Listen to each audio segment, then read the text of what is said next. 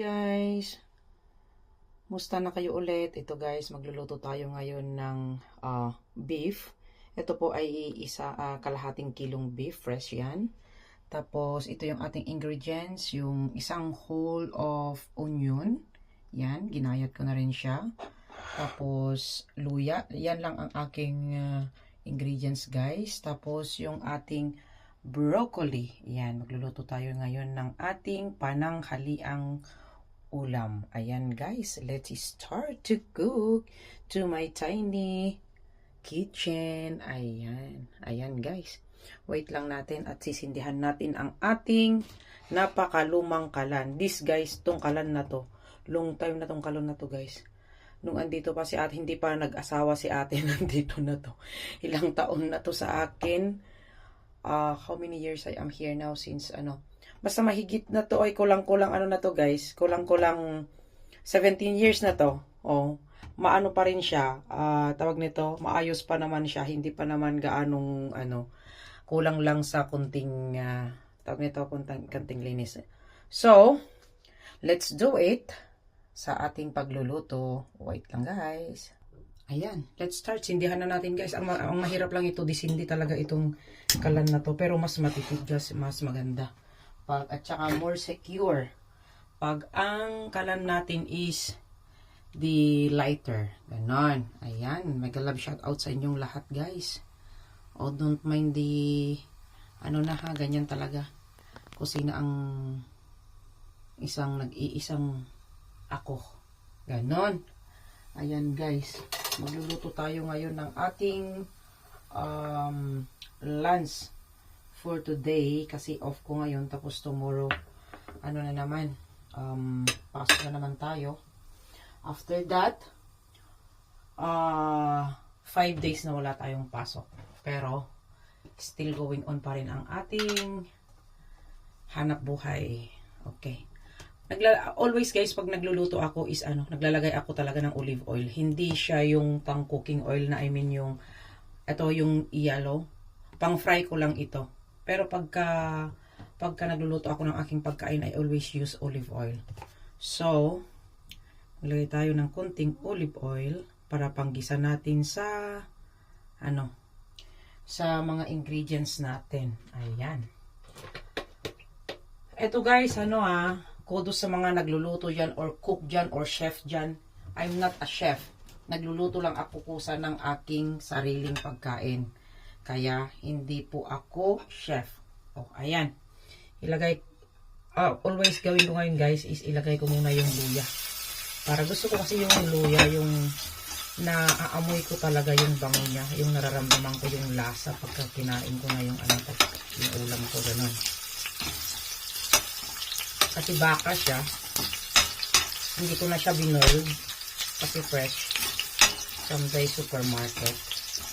Kaya ayan. Tapos saglit lang naman, unahin ko lang yon. Yan, isang malaking onion ang nilagay ko guys. Huwag tayong magtipid sa ingredients guys, kasi mura lang kasi dito guys, kaya hindi ko tinitipid. Pag sa Pilipinas yan, kalahati lang lalagay ko. Kasi mahal ang luya dun ay ang sibuyas dun Pero dito guys, mura lang. Isang ganito ang inilagay ko dyan. Kasi pagka magluto ka, huwag mong tipirin ng ingredients. It seems naman na hindi gaanong mahal dito. Kaya huwag na natin tipirin guys. Ayan. Mekos-mekos lang natin yan. After that, ilagay natin yung ating karne. Yan guys, medyo ayos na tong ating sibuyas at naamoy ko na nga yung yung tawag nito, yung luya at saka sibuyas. Sino pa kami hindi nakakaamoy yan sa sibuyas, ang dami. Tapos guys, ilagay ko na tuloy. Ilagay ko na to guys. Ito is less than half kilo pala to. Is nasa 450 grams. So, less than half kilo siya. Ayan. Ito guys, uulamin ko na naman to ng tatlong menu. Kasi pagka ako'y pumapasok sa umaga, naghe-heavy breakfast na ako. Hindi kaya dati nung nagatas lang. Kasi umaalis ako dito sa bahay 10:30. So nag-breakfast ako ng 9:30. Tapos, yun. Pag kumakain naman tayo para magiging i-enjoy natin ang ating pagkain. Kaya naabot tayo ng half hour. Ay, oo, kaya magiging 10. Kasi 10:15 ako umalis dito sa bahay. Kasi 15 minutes ko winuwalk yung aking metro station. Ayan guys. Ayan, takpan lang natin yan.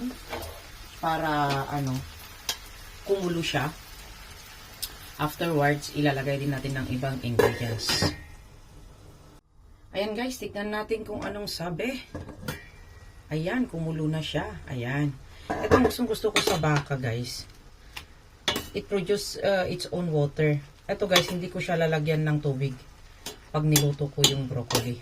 Kasi magtutubig pa to. Ay, hindi lagyan ko pala siya, sorry. Naglagyan ko siya ng konting tubig para lumambot siya. Ayan, kasi hindi ito yung pinakamalambot na karne na kinuha ko eh. Ang per kilo nito guys is 20 euro per kilo. Kumuha lang ako ng 450 grams. It's kulang-kulang 8 euro yung binayad ko. Ayan. Ngayon guys, maglagay na tayo ng kaunting ingredients. Okay. First of all, naglalagay ako ng black pepper, pero yung durog. Ayan. Lagay lang natin na black pepper. Ito yung ginamit kong pangkayod sa guys, sa nyug. Na ginawa kong Ayan. And of course, naglalagay tayo ng kunting asin. Is Himalayan salt. This is what I use always. Himalayan salt. And of course, maglagay din tayo ng, alam nyo na yan, of course, magic sarap. Hindi ka Pilipino kung hindi ka gumagamit niyan. Okay.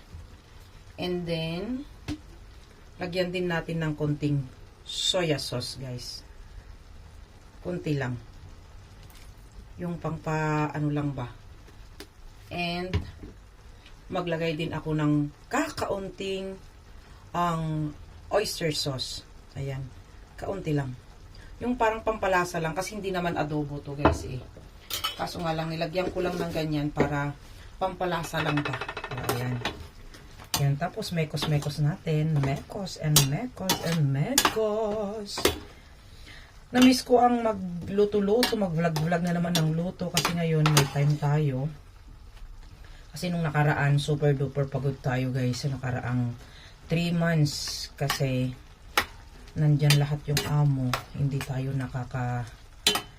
sila nakakaalis. Wala tayong pahinga. May day off naman tayo kaso nga lang ay more prepare na humiga na lang ako kaysa yung magluto-luto pa. Ayan. Tapos ito guys, lagyan ko din siya ng konting tubig para, ayan, lalambot siya. I will steam it this one in 30 minutes. Half hour para magiging malambot yung karne. Ayan guys. Wait lang. Ayan guys, tignan na natin. Ayan. Tignan na natin kung paano na to. Na-steam ko na to ng almost 20. Ayan. Oh. Nag-ano na yung tubig. O, lalagyan natin ng half na Knorr cubes guys. Ito beef para may lasa naman siya ng beef. No beef talaga. Bakang-baka ang lasa. Ganon. O, sabi nila, pag nagluluto ka daw, kantahan mo daw para mas masarap. O, diba? Nagluluto na may kanta. Na may pagmamahal. Charot! Ayan. May Knorr cubes na yan. Hindi na natin dagdagan pa ng salt kasi naglagay tayo ng Knorr cubes. Tapos ilagay ko na guys yung aking broccoli. Ayan. Okay. Guys, sa Pilipinas ang mahal ng broccoli. Parang hindi ko bet makapag-ulam ng always. Yung mga stem ng guys, ng broccoli na medyo malambot pa nilalagay ko kasi gustong-gusto ko. Minsan nga yung iba dito kinikilaw nila yung broccoli, hindi na nila niluluto pa. Tapos ang gusto ko sa broccoli din guys, yung hindi siya gaanong luto, yung medyo half cook. 'Yun. Pero pagka pakainin mo naman ako ng hilaw, Kaya ako kumakain ng hilaw. Parang pangit ng lasa, parang mapakla na hindi ko maintindihan. Kaya ayan. Doon sa Pinas, back na naman tayo sa ano. Sa Pinas ang mahal ng broccoli. Tapos yung tangkay lang niya ang binibili mo doon. Tapos yung ibinalot doon sa broccoli, yung dahon niya, Diyos ko, ang liit-liit. Yung parang ganito lang kalaki, yung ano natin. Ay, Diyos ko, sobrang mahal ang kilo. Kaya sabi ko, wag na. Pagdating ko doon, pagbalik ko dito sa abroad, dito na ako mag-uulam ng unlimited broccoli. Ganon. O, ayan. Ayan, guys. Until it will boil this one. Pag kumulo na siya ng ano, kasi hindi ganong ano to guys, kasi walang gaanong tubig, ganyan lang talaga siya. Yung ano lang, ayan. Ayan. Tapos after siguro 3 minutes lang guys na tatakpan natin to. Tapos ano na, okay na siya. Okay guys, tignan natin kung anong sabi mamaya at kung anong lasa para kakain na din tayo. Magpe-prepare na din tayo ng ating rice. And guys, check natin the final, ano, ayan na. O, ayan. Yan ang gusto ko sa ano guys, yung sa broccoli, yung medyo green pa siya. Hindi gaanong luto. Ayan. Okay guys, thank you for watching sa aking munting ulam, ang aking ulam ngayong araw. Na-miss ko lang talaga guys ang magluto-luto. I-vlog-vlog na naman natin, wala tayong magawa. Kaya yan, thank you so much guys for watching. Yan ang my beef with broccoli. My simple lunch, healthy and pure veggies lang tayo. I mean, pure broccoli and beef. Wala nang iba. Hindi ko na linagyan ng iba guys. Basta beef and broccoli lang. Yan lang guys. Thank you so much. Bye-bye guys. And God bless. Salamat sa lahat. Sa inyong lahat. Salamat guys. Bye-bye. Thank you everyone. I love you all.